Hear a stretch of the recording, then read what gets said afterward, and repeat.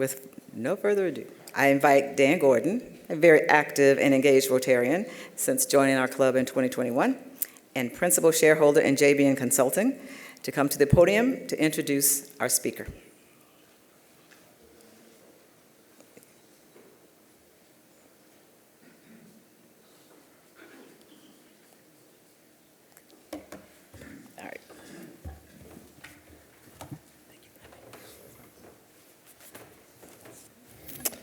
Well, good afternoon, everyone, and I hope your week is off to a great start.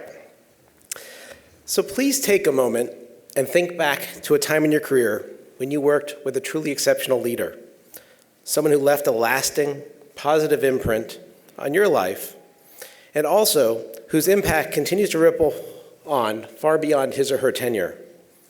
Someone whose vision inspired you, whose courage led to positive change, whose values grounded you, and whose care for the community elevated you and others. As I prepared for today, these themes echoed in my mind as I reflected on my mentor and a true hero of mine, Frank Blake. He's a leader I had the privilege of working on shortly after graduating from Emory at the Home Depot in strategy. His peers appreciate him too. In fact, CEO Womack and Rotarian Womack's in the audience, and when we were together with Glenn Jackson, he shared that Frank Blake is the CEO you want in that room during the toughest of times.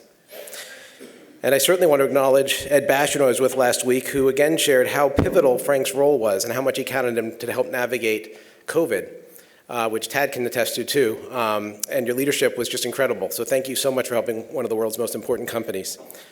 And Ed Bastian, one of our favorite CEOs. And Kathy, thank you too for your board service at Delta. Before the 4th of July, I had lunch with a former colleague that spent over 20 years at Home Depot with. And with Frank. He discussed what we thought made Frank so effective during such a complex period for the company, and our thoughts were exactly the same. 1, he listened to the customer and the associate on the front lines. 2, he brought the culture back, and it was truly suffering at that time. 3, he set the right strategy, which took a lot of courage to refocus on the core business versus a lot of inorganic growth focus at the time. He was an effective communicator, and we'll touch on that today, across 350,000 people at that time. It is now 475,000 people strong and $160 billion in revenue, the largest public company in Georgia. And we'll touch on this. A true gift of Frank's is asking phenomenally effective questions, and his legal background probably helps with that too. The results were pretty unprecedented. Enterprise value more than doubled under Frank Blake during his term at Home Depot. Here's a little more about his professional journey before we bring Frank to the stage. He was born in Boston and earned his undergraduate degree at Harvard, followed by his law degree at Columbia University. And again, in addition to Kathy, I want to recognize the amazing Liz Blake, who also studied at Columbia Law, and following an exceptional corporate career is doubling down and serving Atlanta together as a couple. We thank you for being here, Liz, again.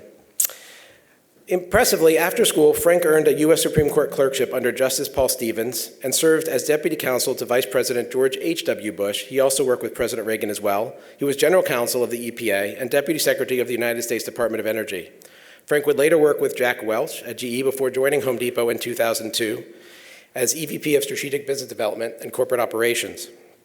In 2007, Frank received a call he was not expecting by Home Depot's board to become the next CEO, an invitation to join the company in its #1 seat and to take the company forward. Frank is a highly sought after board member as well, having served on the boards of Southern Company, Procter & Gamble, Macy's, and as noted, Delta, currently or in the past. And in line with President Kathy's Waller theme, and I am so excited that you're our president, and thank you again, Keith Parker, for being program chair, and President Adrian for your service. But community is a responsibility. Your theme of community as a responsibility is so important, and Frank is a great exemplar of that. Some of his service roles have been succeeding Pete Carell as chair of the Grady Hospital Foundation, to the Georgia Aquarium board member, Agnes Scott board member, and importantly, honoring Bernie Marcus by being a board member and a key lead board member for the Marcus Foundation. What a wonderful way to honor one of Atlanta's great CEOs. So thank you for that. And in closing, Frank also has a fabulous nonprofit podcast, which might surprise some of you, called Crazy Good Turns, where he focuses on generosity. We're going to hit on that today in Frank or my remarks in a thoughtful way. But I hope you'll look at crazygoodturns.org and really enjoy some of the great content he already has and those that are in the works. So Frank, as I call you up to the stage before we do our chat, thank you for showing up for Atlanta today. Thank you for being an exemplar of service above self, and your service to our country, our business and nonprofit communities, as well as Atlanta, is both remarkable and inspiration. Please join us on the stage.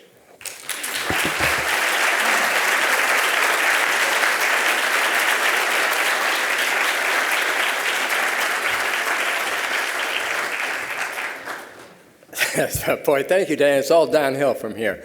It is a great honor to be here this afternoon. Kathy Waller is one of my favorite people on the face of the earth. She is, as you all know, an amazing business leader and also an amazing leader in the community. Just an extraordinary person, and the Rotary is incredibly fortunate to have her as its leader. So congratulations, and this is a treat, Kathy.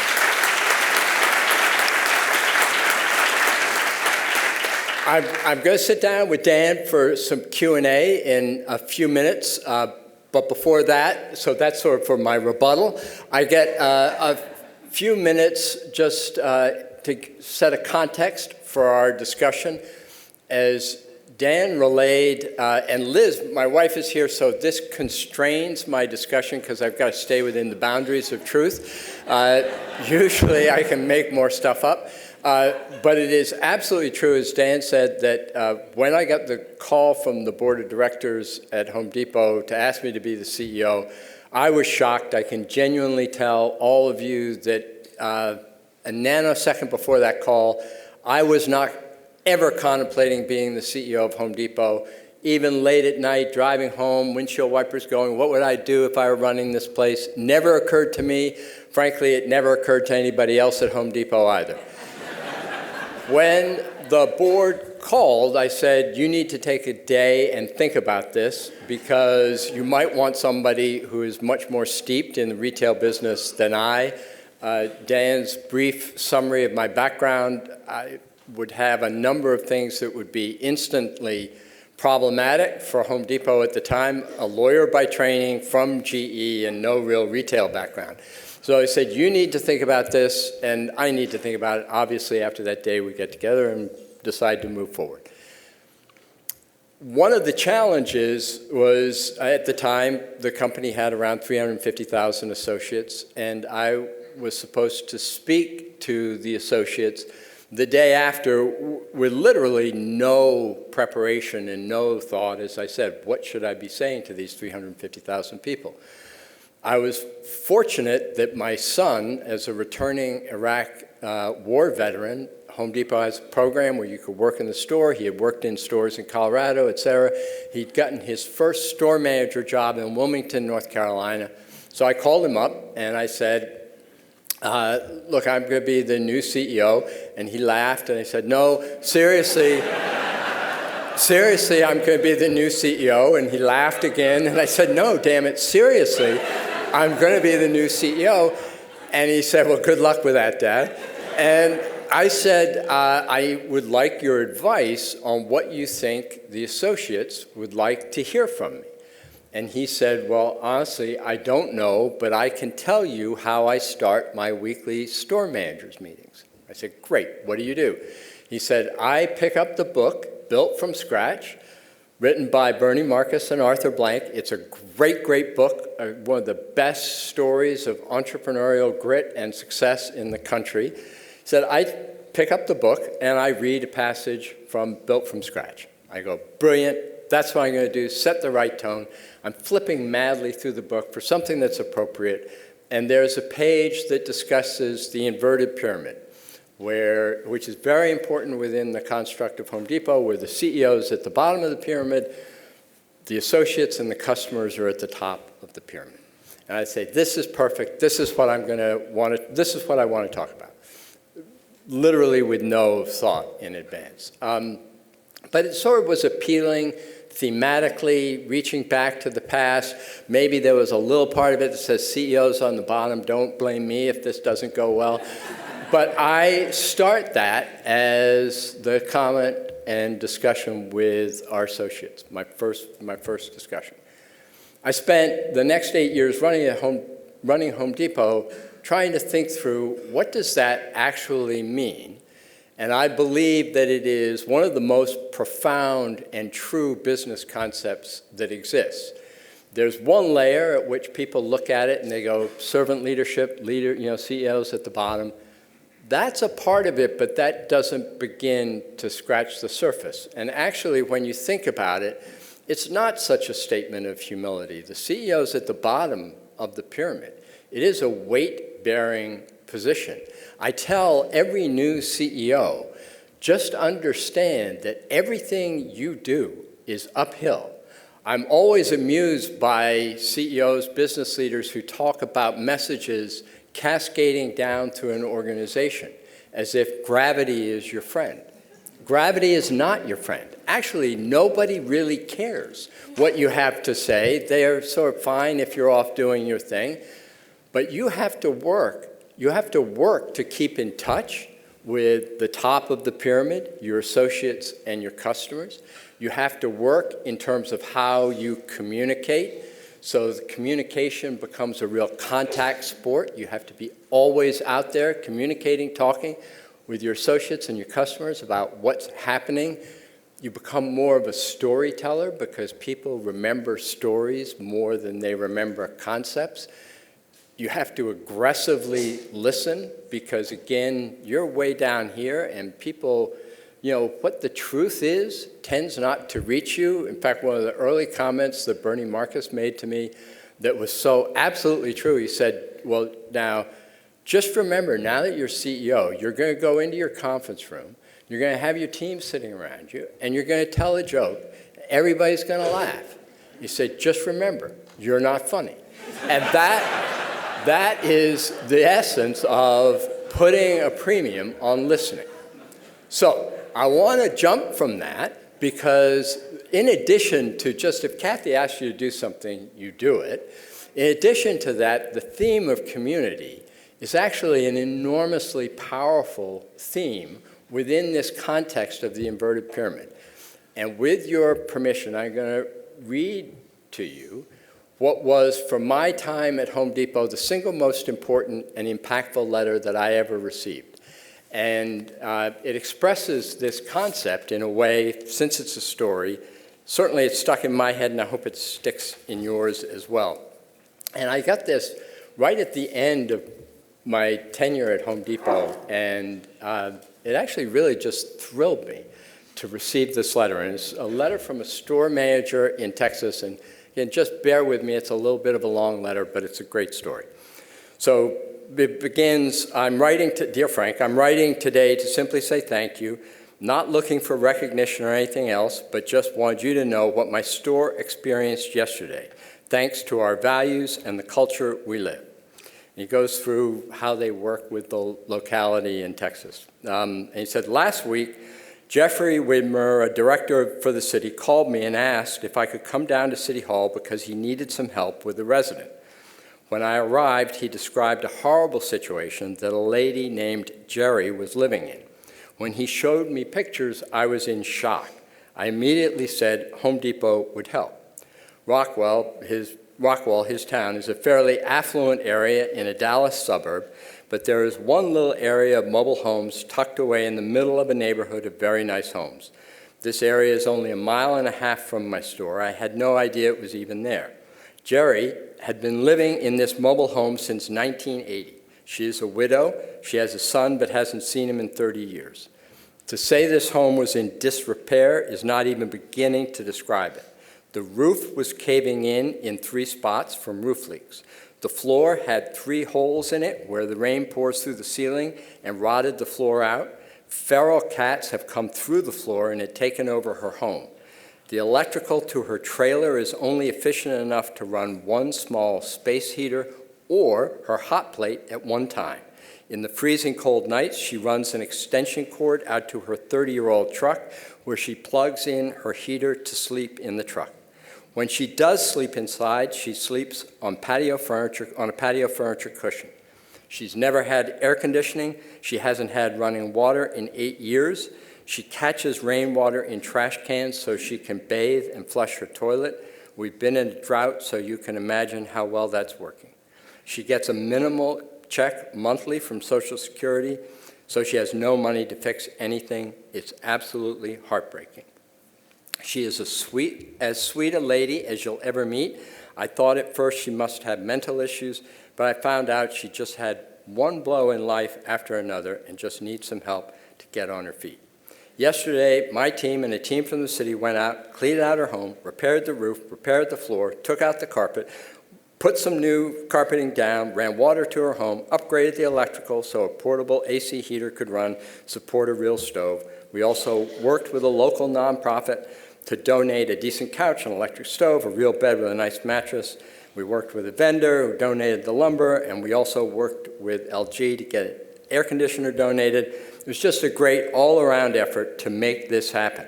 We still have some work to do, but she now has a home that is weather, cat-proof with safe electricity and running water, and we've arranged with a local church to give her some counseling to help her manage her finances and to help adjust to her new living conditions. But best of all, the city has used its connection to help build her a new home in the future. During the project, the city manager stopped by just to thank us for helping with this project. When he asked me how I got approval to do this on such short notice, I paused. When I said I didn't get approval, because that's just what Home Depot does, he was very surprised. As I was driving home from the project, I thought about that exchange. The fact that I work for a company that not only allows a store manager to make a decision like that, but also encourages it, supports it, and even expects it. Makes me proud to continue to give this company and our customers all I've got. The people I work with are some of the best, greatest people I've ever known, and they represent us very well. And I had a discussion about a store manager's meeting talking about square pegs and how we're all square pegs. And he said, Frank, like you said at the store manager's meeting, I'm a square peg. Home Depot is who I am after 22 years. Or am I who Home Depot is? I think it's some of both. I'm proud to be here and be part of what Home Depot is about. P.S. I handed out $60,000 in success sharing last Sunday. So proud of my store and this company that gives back to the community and the associates too. To me, that hit exactly the note that is the most important thing for a business. So if you take a step back and you look at the inverted pyramid, one thought is, how ungainly and difficult is that sort of a structure to move in any direction? And then you realize that actually, if you have alignment and the connective glue throughout the organization, from your associates on down, it's actually an incredibly stable and incredibly nimble structure. And I love his expression of, is Home Depot who I am, or am I who Home Depot is? Because the core to everything, and why this theme of community is so terribly important, is you build great businesses by giving people a sense of pride in their work, sense of pride in their team, and a sense of pride in their place in community. To me, that's what Rotary is all about, with your commitment to the community and to service. It's why what all of you do is so great. And it is, in my view, one of the things that makes Atlanta such an amazing city in our country. So thank you for the opportunity to speak with all of you, and look forward to talking with Dan. Thank you.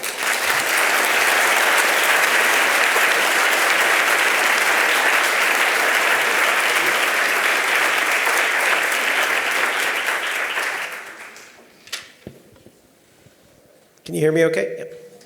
Well, now you got a little Can I taste. just say is this on?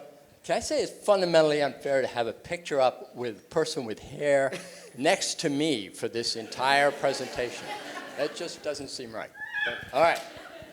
All right, thank you, Frank. Next time in a bathing cap. That's just a taste. I'll shave my head for you next time when we do this. All right, well, let's go back to 2002. So you're at General Electric working directly with Jack Welch, a lot of M&A and divestiture work.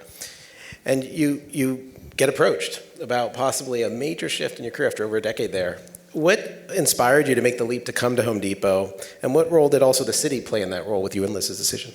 Well, so actually, Dan, in the connection was a little bit different. I left GE because GE was going through a succession process, a very famous one where Jack Welch was leaving, and they had 3 candidates, et cetera.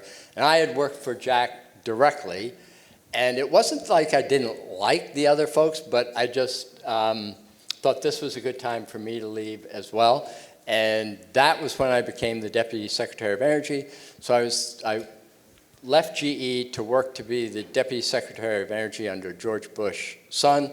That was a, interestingly, not positive experience. And that's a whole nother comment, how government works.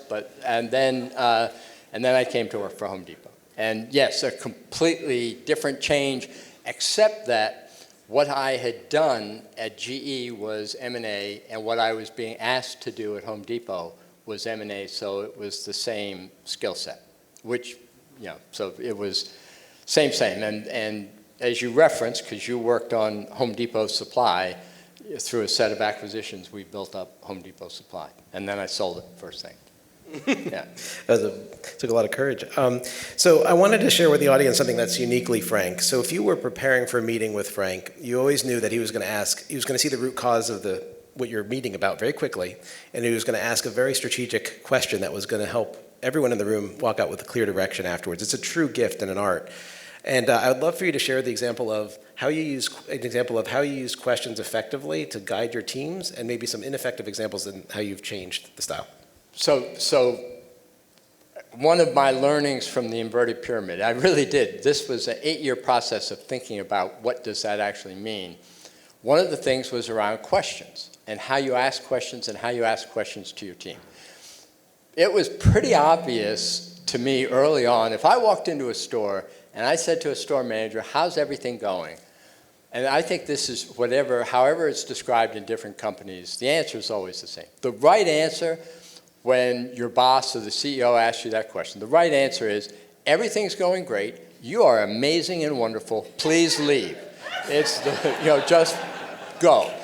And that really doesn't strike up a conversation. And I got this suggestion from actually one of my board members who is really good at asking questions. And so I would ask a question on whatever project we were working on. The question I'd ask is, why is this project not going well? What's the matter with it? I had no idea whether it was working well or not, but if I asked that question, the person would say, oh my gosh, he knows it's not working well, so I better not just say everything's great. And I actually engage in a conversation. Every once in a while, somebody would say, well, why do you say that? It's brilliant. But that was actually fairly infrequent. So that was one, assume something's not going well is a way to open a conversation. And a more generic way that always is great is to say about whatever topic it is, on a scale of 1 to 10, where are we? Because everybody knows that they're not going to say 9 and 10. They're not going to say 1 and 2. So everybody's in between, typically 4 to 7. And that gives you an opportunity to say what will take the 7 to 8, what will take the 8 to 9, what takes the 4 to 5, whatever it is. But it allows you to actually engage in a conversation as though you want to engage in a conversation, not just be validated that everything's going great. Thank you. It was incredibly effective. One of the greatest blessings of my life is working for Bernie and then Arthur Blank, who I just am so grateful to have been exposed to them about how to run a business effectively, but also a sense of corporate responsibility. You touched on it in your remarks, Frank, but when you stepped into the CEO seat, I'm sure it went through your mind in a different way. Can you talk a little bit about how you felt a level of responsibility to the community in new ways as a CEO of a major corporation? Yeah, that was a learning for me. Because honestly, of the things that are on your plate, the interaction with the community doesn't often come to the top. But just as that letter, and why I love that letter so much, if you go into Home Depot, and there's another home improvement chain that you've never been in, but one of the things that's notable about the Home Depot aprons is there's a values wheel on the apron. One of the values wheel is giving back and being in the community. And the reason for that is, fundamentally, as an employee of a company or as the leader of the company, it is, what's the discussion when you're in the backyard over an amazing barbecue? What's the discussion? When you say, I work at Home Depot or I work at Delta, those are businesses where, as an employee, sitting around with your fellow members of the community, in my opinion, you're proud to say that. And you're going to get positive responses when you say that. And you know that you're starting to have a problem when you don't have it. So your place within the community, as that letter reflects, I'm sure there is some very sophisticated psychological evaluation that shows sort of that Maslow's hierarchy, yourself, your team, your community. But that community is the base of your definition, and you've got to be true in terms of how you show up in the community, as well as how you show up with your team and with yourself. And again, I gotta say, I lived in New York for a long time working at GE in Schenectady, New York. As we joke, it's not the end of the world, but you can see it from there. And the interactions with the government, the state of New York versus the interaction with our government here, it's like night and day. I feel like sometimes folks from here ought to get just the experience of what it's like to interact with different agencies and different state bureaucracies to get an appreciation for how our city and our state work. Thanks, Frank. At a Leadership Atlanta program on the 747 there, Ed did an amazing job talking about navigating through COVID, and I'd love to expose the Rotarians to that as well. Can you share a little bit about, as board chair, this was after you completed your CEOship at Home Depot, how you helped work with a CEO in a governing way versus as a CEO to help navigate one of the toughest environments that airline's ever seen? Well, I won't say how much help. I'm not sure I gave any help, but what I can say is, and Kathy has huge value. I mean, and I saw it on the board. So imagine this, and I hope at some point you get Ed to talk about it if you haven't already. But imagine this. We were literally sitting around the table in February 2020 saying, as the board of Home Depot and the key leadership team, 2020 is going to be the best year in Delta's history. Seriously. We were saying, I'm not making this up, we were saying, gosh, this is going to be such a good year. You know, one of the worries is people are going to forget what it's like to struggle and all that we went through and, 9/11 and all the rest. Well, 3 weeks later, 95% of the revenues disappear for an employee and asset-intensive business. And I really believe someone will do a great business case on leadership from Ed's leadership of Delta during the pandemic. He came in, this was right at the start, March 2020, he came in, one sheet of paper, 7 bullet points, the top 2 bullets, taking care of our people, taking care of our passengers, top 2 bullets. And then there were a bunch of other things like hawk everything we have to raise cash. But there were other bullet points on that page. But the point was, it started with a focus on customers, it started with a focus of employees. I could talk a lot about just Ed's leadership style during that time period, and the entire team at Delta, the entire team, and the way the entire team rallied around. It's a point of pride for the airline, and rightly so. The only airline not to involuntarily furlough a single person during that crisis. So a great tribute to his leadership and the leadership of that whole team. And Tad will remember this, but Ed made a very interesting decision to not allow passengers in the middle seat, which was a revenue sacrifice. But it ended up turning out to be revenue positive and a fabulous way to take care of your employees. It was a very brilliant move. And thank you, Frank. There were a whole series of those things. There were a whole series of decisions that were made that were really forward-thinking about how do we build the confidence in our customer base. So it's a great job. So now we're going to have a little fun, Frank. You've done many successful things. I don't know when I met you in 2002 that I knew you would start a podcast later in life. So we'd love to hear a little bit about what inspired you and what impact you're looking to have with Crazy Good Turns. Well, I ought to be paying for this because this is more press than Crazy Good Turns has gotten in its 10-year existence. So the start of this podcast, the podcast is called Crazy Good Turns, and we highlight people who do amazing things for others. That's the concept behind the podcast. And the reason for the podcast was what I discovered. One of the things, now I start again, I'm a lawyer by training, Lawyers go through 3 years of training to get every creative bone crushed out of their body and to think largely in grays and not in black and white, not in stories, in phrases that no one can understand, which is why you pay us so much to decipher them. I can say this as one of the tribe of lawyers if there are any others out here.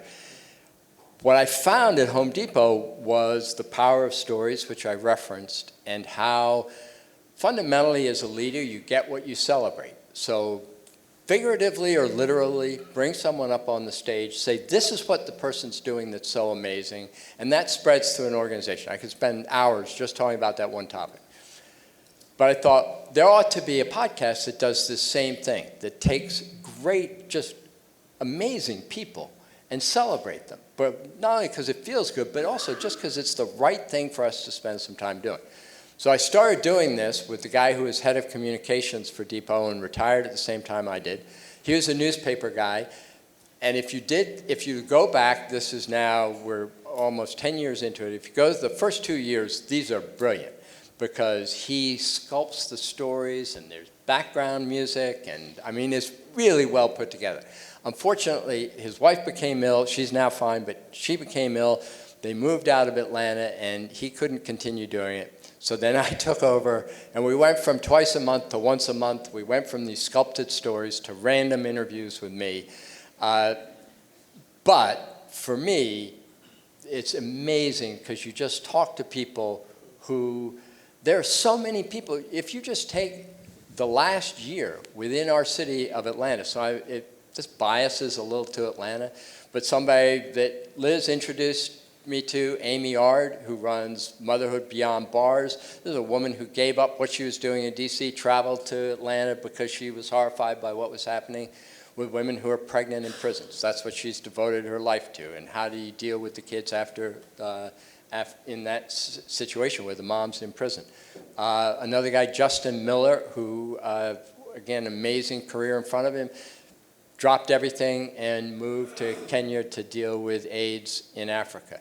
And these stories of people who've devoted their lives to really difficult situations and giving back to their community. I mean, first off, it's humbling for me. Liz worked for Habitat for Humanity. She's been to every horrible place on the face of the earth, traveled extensively, and if you asked, how many of those trips did you go on with her, Frank? 0. So I am always humbled when I hear of the people who devote themselves so to others in circumstances that are difficult, but that we all ought to be taking time in our own way just to say thank you. This is incredible. Well, I'm going to ask one more question to Frank. I'm going to invite Rotarians, if they'd like to ask a question, to go to the microphone after, and we'll answer that right after this question. Frank, you and Liz have done an amazing job in the last 2 decades getting to just become a part of the fabric of the Atlanta community. So if you could just talk a little about, as we focus on service above self as a core value of Rotary, where would you like to see Rotarians show up, and where is Atlanta exciting you and maybe concerning you right now? So first off, my wife would be much better positioned than I to answer this question, so I tend to follow her lead on this. But I think the great thing about Atlanta, and the thing to hold on to tightly, and that Rotary, I think, represents, is Atlanta has a better working relationship between its government entities and its private sector entities, probably than any, I mean, I don't know every major city, but I've lived in a bunch. And I think Atlanta outshines every other major city in the country. And I think it's because of the way the private sector takes as an obligation improving the city in which it lives and the state in which it lives. Grady was raised earlier as an example. Grady's a great example. There are many, many others, and I think that's something. I just listened to what Kathy was teeing up as the objectives for Rotary and go, right. I mean, that's it exactly. Nailed it. Thank you, Frank. Any questions from the audience? Here comes RK. RK, welcome to the podium. Yeah. And congratulations on your Grammy. Frank, Frank, you mentioned a little bit about your wife, but I think she requires a little bit more recognition. Let's give her a round of applause.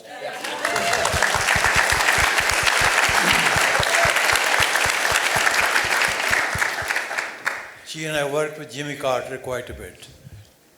So my question to you is, you had many wonderful opportunities to serve this country. Which is the most rewarding job that you ever had? Personally rewarding was I got a chance to work with George Bush, H.W. Bush, when he was vice president. And the great thing about that job, not that I remotely influenced the country or anything, the great thing about that job is the vice president's office is very small. At the time, there were about 20 people in his office. You could actually see what he did and interact with him. And I learned something that has lasted me my life and I think is a great learning. Every day, George Bush would come into the office, and now I'm going to date myself because this goes back to 1981, so it's almost pre-computers. He'd come into the office and he'd sit down at a typewriter and type notes. And you knew it was a hand-typed note from the vice president because the E wouldn't line up or they'd be white out. But he'd spend like an hour writing these notes to people. And as a staff member, if you got the note, you just float on air and you'd do anything. And I truly believe, because I talked to a lot of folks in the foreign policy establishment in the country at the time. If you look at the success of Desert Storm years after, the first war, that was because of his connections throughout the world and the fact that he was so out front in thanking people and what they did. And I took that when I was at Home Depot, and one of the things I did at Home Depot was I spent a half a day every Sunday writing notes to associates. And we had a whole process of somebody did great customer service, that got rolled up to the district, the region, then into me, and I'd write them a note. And Dear Joe and Jane, I heard, and I'd say something specific, I heard that you did this. That's amazing, I love you, Frank. And, not I love you, Frank, but the basic concept of it. And I knew that it was significant, just as I knew what George Bush did was significant when a few months after I started doing this, I was walking a store and someone came up to me and said, you wrote me a very nice note last month, would you mind writing it again? And I said, yeah, no problem, I'm happy to do that, but why? And he said, well, we were all sitting around and we figured you couldn't possibly have written this. This was robo-penned. So we put it under a faucet and it leaked and ruined the note. So would you write a note? I do believe, so the learning for me was that, keep the personal, it is. People want you personally invested, and you need to show how you're personally invested. And I learned that from working with Bush. Other great leaders have done the same thing, but I learned it kind of firsthand from watching the vice president. Thank you, Frank. Yeah. Thank you, Gordon. Thank you. Okay. Next question.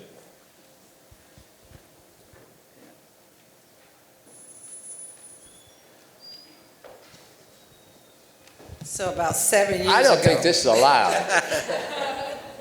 So about 7 years ago, probably after a Grady board meeting, I get a call and Frank meets with me. And Frank met with me probably every month for about 3 years, right before COVID happened. And you never know where mentorship is going to come from. And so, first of all, thank you for that. It's been one of the great opportunities to have you as a mentor. And I would like for you to speak to the importance of mentorship and how you turn that into sponsorship. So I first off, about Valerie Montgomery Rice, just so you know, and she'll remember this, I think within the third time we had a breakfast or lunch or whatever it is, I have a failure of being fairly blunt sometime, and I said, well, Valerie, this is fascinating, but you're not going to be in Atlanta for another year. And she goes, why? And I said, because you're going to get hired away and you're going to do a bigger, better job. And that was so 100% wrong, except the bigger, better part. She did bigger, better. She did it here. She's an extraordinary leader. she's mentored me far more than the reverse. And if you look at what she's accomplished at Morehouse, it is truly extraordinary and another great gift to Atlanta. It is a great gift to Atlanta. And we'll take the last question from Randall. We'll be a little she brief. can tell you that story is true, right? Yep. You mentioned people remember stories better than frameworks. They also remember images, and I remember an image, kind of a mental image you painted years ago about leadership. When I heard you speak, it was probably 15 years ago. And you tell me, you're going to nod if you recognize this, otherwise I'm going to sit down. It was this idea of the inverted pyramid, and sort of a leadership as the hierarchy of an organization as a set of interlocking gears. Okay. So what I'd love you to do is share that, because it stuck with me for all these years. And also maybe put it in the context of today when everything feels like it's changing at the speed of light and leaders feel compelled to respond. So maybe put it in that framework. Sure, great memory. So along with my inverted pyramid, I had another sort of pyramid-based image that was the reverse of it. And this I got because somebody very bravely came into my office within a while when I was CEO and said, "You are screwing things up." And I said, "Whoa. Thank you for that input. Why do you say that?" And he drew a set of gears where the top gear, and then all the other gears going down to the small gears at the bottom. He said, now, if in this diagram, and I had my notion of what a CEO does, and my notion of what a CEO does was, my notion is the CEO makes decisions. And the more decisions I make, the better. The faster the decisions are, the better. I am a decision-making machine. That's what I do. And he said, no, you don't. You're screwing things up. And he said, here's what happens. If that top gear is spinning wildly, making decisions, look what happens to these bottom gears. They are off the chart. They are spinning so fast they can't, nothing's in control. He said, reformat how you think about your job. Move slowly and try to detect when the bottom gears are moving. That's your job. And that was one of the most useful insights, and it's actually really hard. Slow yourself down and figure out what are the changes that are happening above you that you need to be responsive to.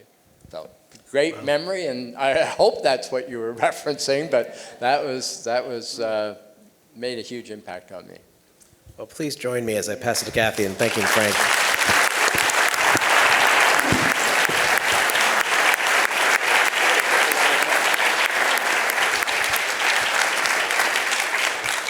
So I think you all would agree with me. This has been amazing. He is an incredible leader, and your wisdom, not only the inverted pyramid, and you're learning about the gears. I love how that you let people tell you the truth, which is so important.